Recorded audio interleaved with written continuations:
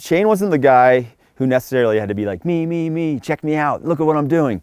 But if there was a dull moment, or if there was an opportunity to go do something a little wacky, that's what he did. Like I always talked about Shane being one of the guys who, if there was a down moment, he would make nothing become memorable forever. He just found a way to make things happen in the most mundane situations. And it made life really fun because, you know, we could just be sitting here on this deck and suddenly he realized wait, we could probably gap from that house over to that snow, you know, and might be able to get a backflip in while we do it and whatever, you know. He'd see opportunities where others wouldn't. Shane sliding 60 miles an hour on water skis. Yeah, it changed a lot of things because it was just the way Shane proved his point. But if Shane didn't get his point across that way, he was going to get it across another way.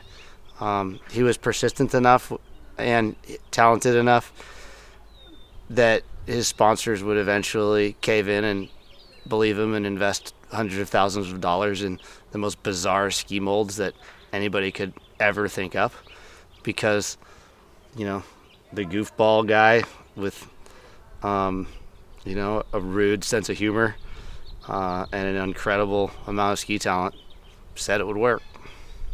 His empathy was innate. It was in him. He was just one of the most incredible humans I've ever met. Like, he's the perfect example is, say for instance, Miles Dasher, this amazing athlete, and Shane really wanted him to be on the Red Bull team. Now, to me, most athletes don't necessarily want to bring on another base jump because it could take away his sponsorship. Not Shane, never.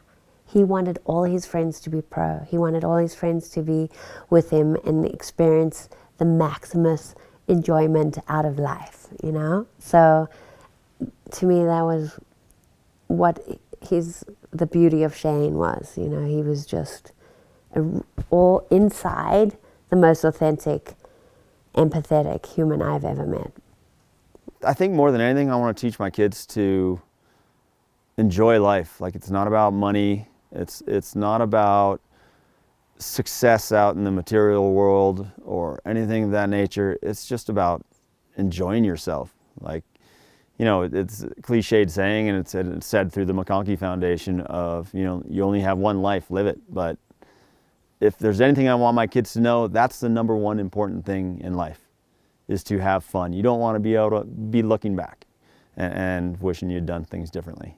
I think Shane was a big lesson to all of us, you know, that you work hard, you go for your passions, you work harder, you go for your passions, it's hard, you get shut down and slapped in the face sometimes, but eventually you'll get there.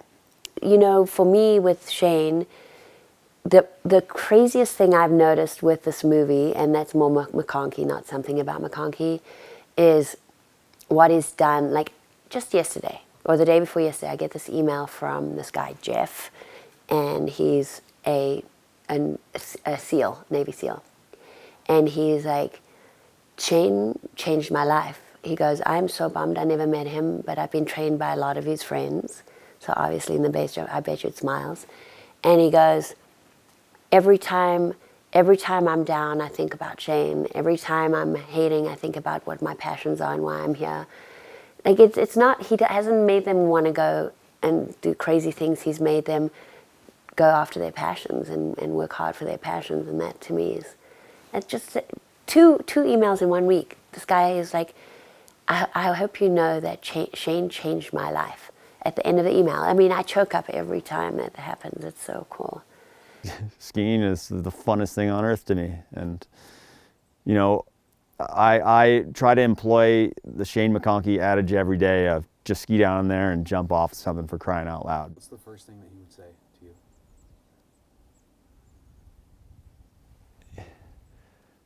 you? He would say, huh. I feel like he'd just jump out and go, did you miss me? Like, we kept expecting like that joke to come out after he died. Like, for him to sit up, you know, we just wanted him to pop out and just be like, hey!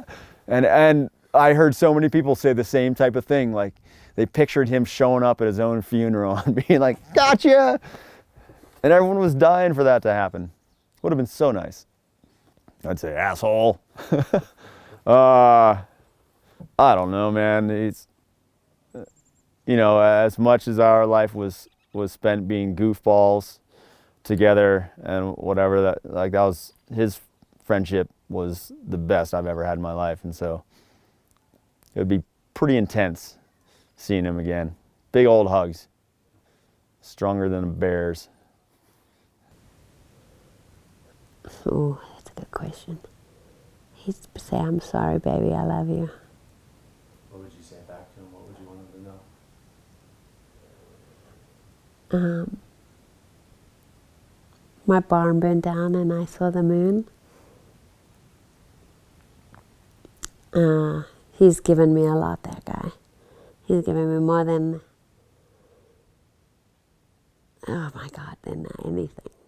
I have learnt more from that man in 8 years than I've learnt from anyone in my lifetime. Yeah, because of Shane.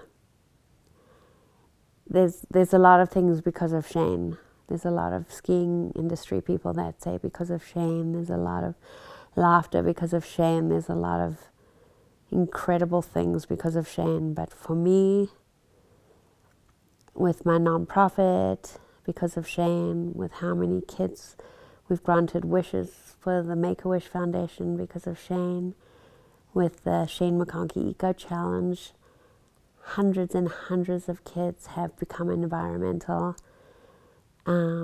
Because of Shane, we've granted the Humane Society a lot of money, and it's been incredible because of Shane, and I'll never know how to thank him enough for what he's done.